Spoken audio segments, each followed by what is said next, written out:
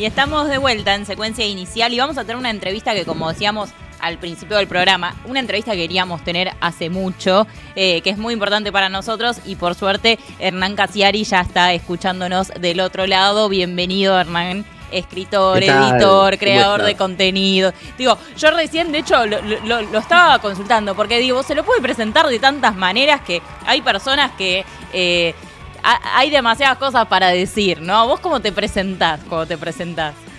Y encontré, por suerte, una especie de unificador que es contar historias. Soy una persona que cuenta historias, entonces elimino cualquier tipo de formato y me quedo con el contenido, cuento historias y ya está. Bueno, me gusta, porque no es escritor, es contar historias. ¿Y cómo se cuenta una historia hoy? Es decir, estamos en un momento donde, y esto a nosotros nos gusta reflexionar mucho sobre este tema, que tiene que ver con, a veces sentimos que la realidad nos avasalla, que estamos tristes, estamos ansiosos, corremos de un lado al otro. ¿Qué espacio hay hoy para la creatividad, para sentarse, para escribir, para pensar una historia? ¿Cómo se enfrenta esa realidad? Y a mí me parece que cuando la realidad es vertiginosa, más necesitamos ampararnos en la fantasía. No importa de qué. Hay cada vez más métodos, cada vez más formatos, cada vez más agujeros para meter en la cabeza de la gente historias. Lo que pasa es que muchas veces esas historias de fantasía, mentirosas, no vienen envueltas en el papel de la literatura. Uh-huh. Pueden venir envueltas en el papel del cine o en el papel de la fake news, por ejemplo. Una fake news es una historia que nos cuentan. Claro. Te guste o no te guste, es una historia que nos cuentan. Entonces, no podemos decir que no nos están contando historias, ni podemos decir que no estamos nosotros contando historias como antes. Estamos contando historias como nunca en todo el transcurso de la humanidad. Bueno, de hecho, se lo preguntábamos a un músico hace unas semanas, no la misma pregunta, pero charlamos un poco de esto también, y nos decía, no, pará, todo lo contrario, como en estos momentos nos aflora mucho la creatividad. Claro. Y creo que eso es algo que tienen quienes producen cultura, que es lo que a los que no lo hacemos nos resulta tan atractivo a la vez, ¿no? Poder decir, che, ¿cómo hacen? ¿Cuál es la receta para poder sentarse, crear, pensar, escribir, hacer una canción, hacer un cuento, ¿no? Pero ¿por qué decís a los que no lo hacemos? En este momento ustedes están haciendo eso. Es cierto, no lo había pensado, Hernán. Un poquito, mirá, estamos contando historias. Ustedes lo hacen mejor, vos lo hacen mejor. No lo digo, pero nosotros como humanos somos personas que comunicamos todo el tiempo. Algunos tenemos el privilegio de hacerlo en un streaming o tener un micrófono delante y que del otro lado haya personas escuchando o viéndonos. Uh-huh. Pero también un maestro le cuenta historias a sus alumnos, en una cátedra de una universidad, en casi todos lados estamos contando y estamos recibiendo permanentemente contenidos, información, como nunca antes en la historia. Eso es lo que digo. Sí, nunca pasó tanto. Quizá ese vendaval o ese alud de información nos deje un poco solitarios y con la sensación aparente de que no es lo mismo que antes. Claro. Como si antes fuera mejor. Indudablemente hoy es mejor. Uh-huh. Antes, capaz que el libro más vendido en las librerías de Buenos Aires, que yo en 1970 era 100 años de soledad. Pero eso no significaba que fuéramos más inteligentes en 1970. Significaba que había un poquito de gente que leía y un 95% que no. Claro. Ahora no está ocurriendo eso. Ahora hay un 95% que sí, de los cuales un 5, un 6% leen cosas parecidas a 100 años de soledad. El otro 95% está aprendiendo y cada vez va a ser más culto, pero hay que darle tiempo. ¿Y qué mecanismos se utilizan para hacer seductor el leer por placer en una época donde todos con el celular estamos acostumbrados a leer un poco por obligación, por estímulo permanente, por las fake news, por el Twitter, por las redes y demás? ¿Cómo se hace para producir ese momento de leer por placer y hacer que otros lean esas historias meramente por placer o por decisión, generar un mecanismo de seducción en esos términos? No, yo no me caso para nada con los formatos. Vos hablás de leer y a mí no me interesa en absoluto la lectura. O sea, yo lo que quiero es transmitir una historia. Si el otro la lee, la escucha, me da igual cómo ocurra. Ahora vos me decís, ¿cómo hacemos? Vos decías recién para leer. Yo te voy a corregir. La pregunta sería, ¿cómo hacemos para que el otro reciba una historia? Exactamente, a eso me refería. Siendo que está en el teléfono, bueno, hay que ir al teléfono a mandársela la historia. Hay que ir a todos los lugares donde está la gente prestando atención. Si nosotros, cuando sabemos que el 90% de las personas está prestándole atención a una pantalla, queremos hacer que lean, somos unos pelotudos. Claro. Mis historias están en TikTok, mis historias están en YouTube, mis historias están en Spotify. Entonces, que me sigan llamando escritor me parece divertido, pero es falso. Hernán, y sobre lo que decías recién, que me quedó resonando sobre la fantasía y la realidad en un momento donde pareciera haber como un exceso de realidad, ¿no? O sea, cada día tenés la realidad en la cara, en el celular, como decía Valen, que hablabas de que siempre hay lugar para la fantasía, pero ¿cómo se hace para lograr meter un poco de fantasía en la cabeza, consumir una película, consumir ficción, cuando a veces el estado anímico, que tiene mucho que ver con estar proclive a consumir este tipo de contenido, no es el mejor? Sí creo yo, que sí es el mejor. Cuando peor estás, mejor estás para recibir. Ajá, me gusta esa reflexión. Cuanto más estresado, más agobiado por lo que entendemos que es la vida real, la cotidianidad y todo eso, mejor preparados estamos. O sea, mejor vamos a recibir una andanada de aire fresco. Uh-huh. Una persona tremendamente feliz hoy que está abajo de un cocotero en San Salvador de Bahía no tiene ganas de escuchar mis cuentos. Ya está contento. Ya está. A ese lo perdí. Claro, no es tu público objetivo. No, claro, ahora mi público objetivo está estresado y yo lo que trato de hacer es calmarlo un poco. Uh-huh. Hacerlo encontrar con una conexión emocional que tiene perdida por culpa del Blue y del MEP y del Liqui. El contado con Liqui. Claro, entonces todas esas pelotudeces que parecen importantísimas, cuando vos agarrás un cerebrito que está quemado con esa mierda y le contás algo que tiene que ver con lo importante de verdad, ¿sabés cómo te entiende? ¿Sabés cómo te agradece? Claro. Y Hernán... Entonces, ahí está el verdadero objetivo de todo lo que tiene que ver con el arte. Hernán, vos nombraste TikTok, nombraste TikTok como, ahí también me pueden leer, ¿no? Y me quedé pensando en la idea de cómo fue en estos, no sé, tal vez en esta última década o en estas últimas 2 décadas, como todo el paso por la digitalización, ¿no? Llegando hasta estos formatos de streaming, de TikTok, de Instagram, teniendo que adaptar algunas cosas o adaptarse uno. ¿Cómo lo sentís vos eso? Yo soy un consumidor tremendamente curioso, antes que un creador curioso. Soy un consumidor, soy un receptor de todos los contenidos que existen y muy atento a los formatos desde el año 1983 que empecé a leer fuerte. O sea, muy atento a los formatos, a los cambios de paradigma de los formatos, pero no para crear, sino para consumir. Y yo cuando empiezo a consumir algo, un formato nuevo que me parece interesante, inmediatamente me pongo a crear contenidos para ese formato.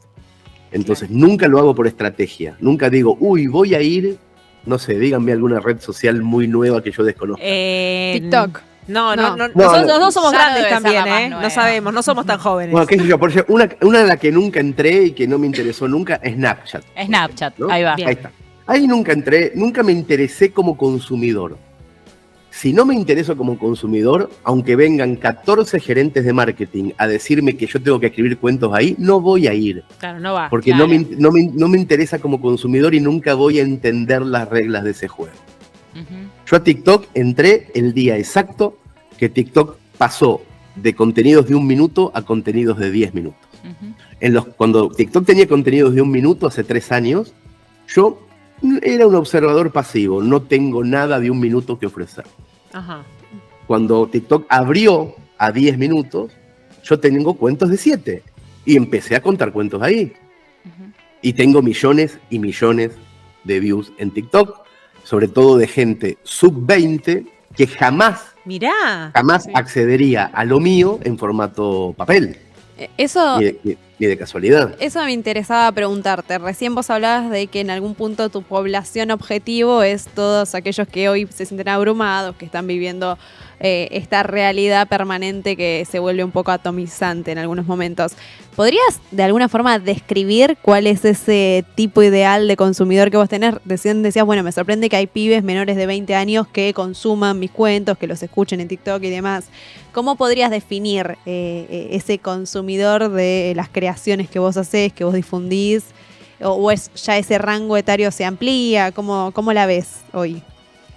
Hay un cambio muy fuerte de paradigma desde que empecé a contar con mi propia voz a lo que hacía antes, que era escribir solamente para cerebros que saben leer más o menos bien y que tienen un ejercicio habitual de lectura. Es muy poca esa gente, es muy poca.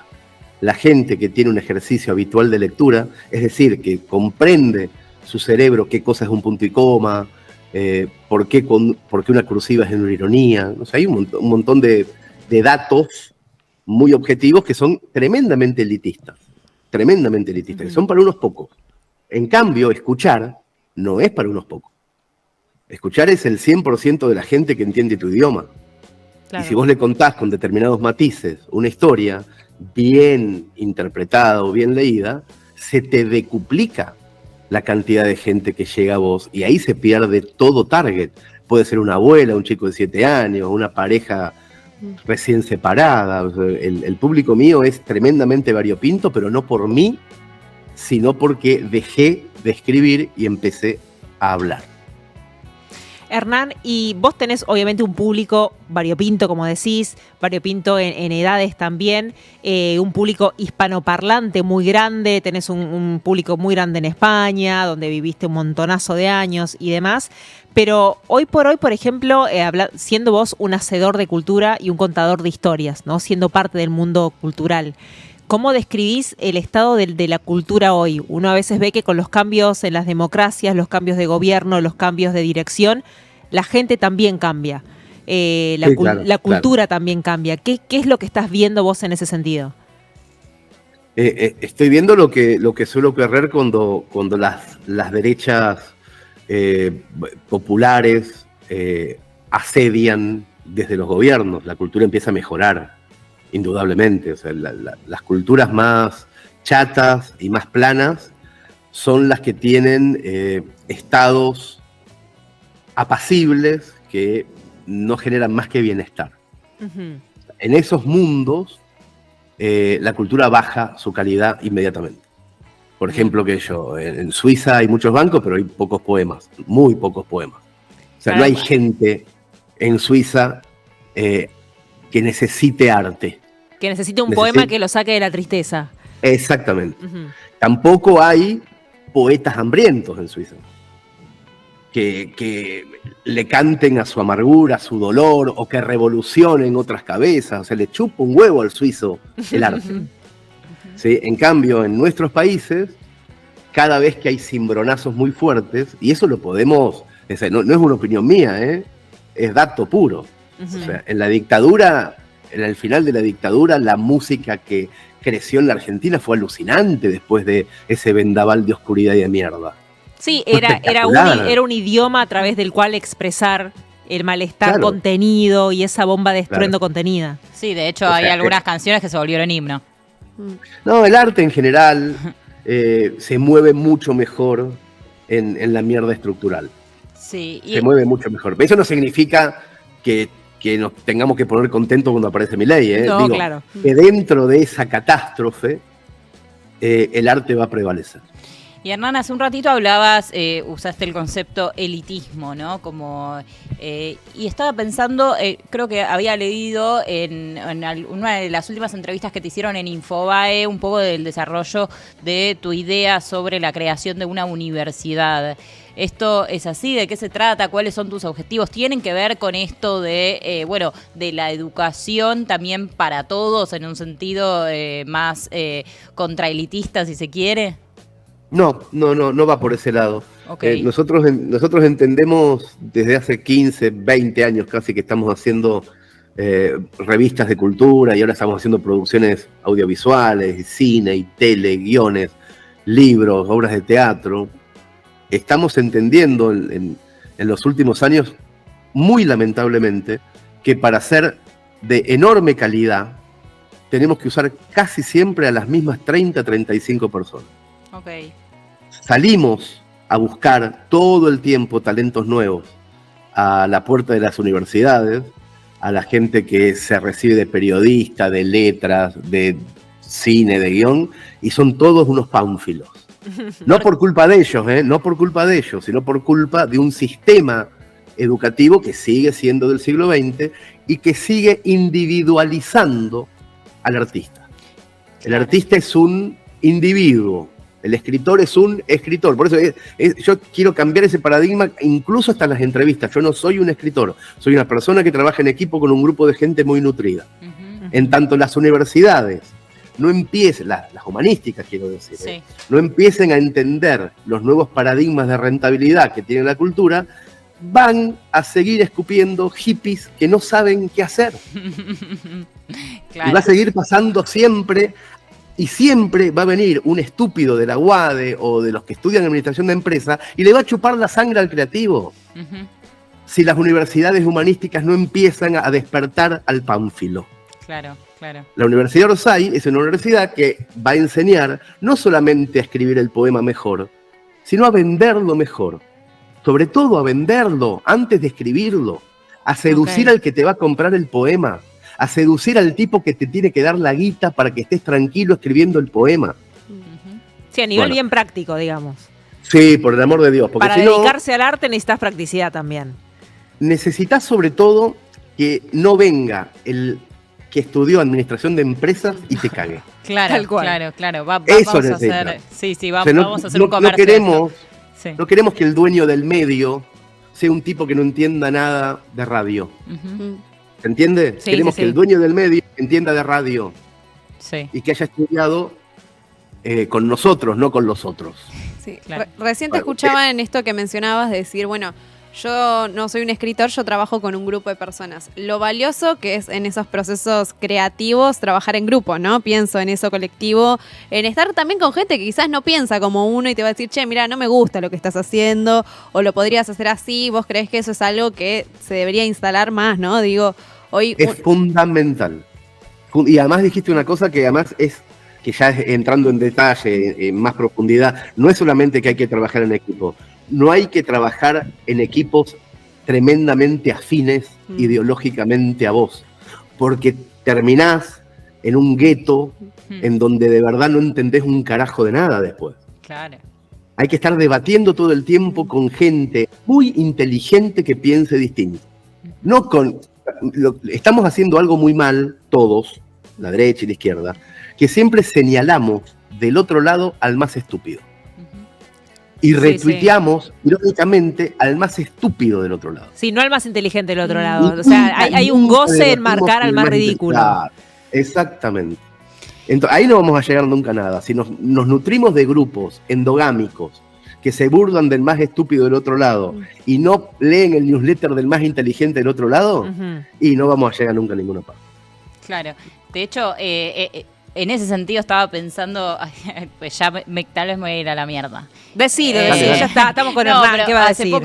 hace poco estaba como leyendo a un autor que se me fue el nombre en este momento, pero sobre el estado de la cultura justamente hablaba de cómo el capitalismo de alguna manera terminaba la creación cultural, ¿no? Como uno de los objetivos también de ese capitalismo, del neoliberalismo, de los gobiernos que ahora son vedette en muchas partes del mundo, incluso en Argentina, como objetivo también, digo, no es solo político-económico, sino que es cultural profundamente, un poco de lo que vos decías antes, sobre todo vinculado a la última dictadura militar en el país. Y en ese sentido, preguntarte, digo, ¿qué sigue ahora, no? ¿Cómo le decimos a un grupo de pibes, de pibas, sobre todo jóvenes, que dicen, che, sí, yo la verdad es que escribo de chiquito, a veces escribo alguna cosita, bueno, tal vez me anoto en letras, en sociales, digo, ¿qué incentivos hay hoy para esa gente que a la vez con esos deseos dice, no, pero la verdad estoy viviendo en un país donde dicen que mi trabajo es una mierda, que no sirvo para nada, que no soy productivo. Bueno, me dedico a las tal criptomonedas. vez me hago un curso de trading por TikTok y ahí arranco algo, ¿no? Sí, bueno, pero hay que saber diferenciar también que en todas las épocas hay gilada y gente comprometida, que no es un tema de ahora. O sea, el trader de ahora respecto a un pibe de la misma edad, 17, 18, 19 años, que en vez de estar metido en las criptomonedas, está metido en Wattpad, haciendo fandom o escribiendo diferentes versiones de Harry Potter. Es lo mismo que en 1969 había gente que estaba escuchando Almendra y gente que estaba escuchando Palito Ortega. Claro. Es lo mismo. Sí, se replica, cambian los personajes, pero se replica el sesgo. Cambian, sí, exactamente. Y además pienso que hoy hay mucha más gente escuchando Almendra, metafóricamente, que en 1969. Claro. Hay una bocha de gente que está creando la Wikipedia y no hay tanta que la está vandalizando. Sí, hay que menos siempre pulsión cuando se vandaliza la Wikipedia, cuando alguien entra a poner un dato falso, hay un montón de gente que está como guardiana del fuego, reemplazando por la verdad esa mentira. Bueno, y qué sé yo, la Wikipedia es una cosa que nos demuestra que como sociedad podemos crear, aunque con problemas y aunque imperfectamente, cosas alucinantes. Y eso es muy poético, ¿no? Que existan personas guardianes de la información ¿No fidedigna es alucinante? por cero peso, por amor ¿No a la es bárbaro? información. Es bárbaro, es romántico. A mí lo que me parece es que esas noticias se dan muy poco en el home de Infobae. O sea, no se dice las cosas alucinantes que pasan. Se dicen porque son muchísimo más atractivas las cosas espantosas que pasan. Claro. Pero no tenemos que olvidar al mismo tiempo que hay eso, guardianes de la información, guardianes de la libertad de prensa, gente que por nada hace el bien. Todo el tiempo está pasando eso. Sí, todo el tiempo. sí. Pasa que no le importa a nadie. Pero está pasando, porque si no estuviera pasando estaríamos recontra en el horno. Y no estamos en el horno. Estamos charlando, ustedes conmigo, yo con Sí, ustedes. Estamos haciendo cosas todo el tiempo. Hernán, se nos acaba el programa, pero quería preguntarte por esta serie de recitales que vas a estar haciendo de cuentos en Montevideo. Sé que vas a estar con una gira hasta diciembre ahí. También estás haciendo junto a tu madre Chichita, la señora que me parió, en el Teatro La Plaza. Te quiero pedir un poco que nos cuentes de estas dos cosas. Mirá, estoy haciendo esas dos y como 3 o 4 más, que en realidad todas son lo mismo.